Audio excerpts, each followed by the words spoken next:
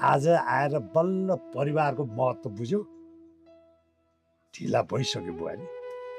अब बुझेर पनि कुनै मतलब छैन। तिमीलाई हामीले परिवार फुट्नु हुँदैन, जुट्नु पर्छ भनेर कतिपल्ट सम्झायौँ।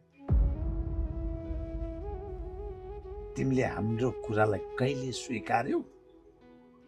अब अहिले आएर पछुताएर कुनै अर्थ छैन। हाम्रो परिवारमा कसैको आँखा लागेर फुटेको। मैले यही कुरा बारम्बार बुढालाई भन्न खोजेँ, तर उहाँले मेरो कुरा सुन्न र बुझ्नै चाहनु भएन। हाम्रो परिवारलाई सिद्ध्याउन कसैले ठुलो खेल खेल्दैछ।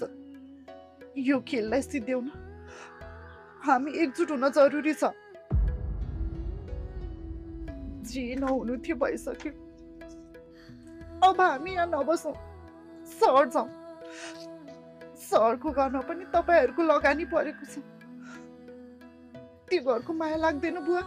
सहरको घर नातिको माया त लाग्छ नि, तर के गर्नु, मायाले जिन्दगी चल्दो रहेछ। आज हेर त, त्यही सन्तानको मायाले हाम्रो जिन्दगी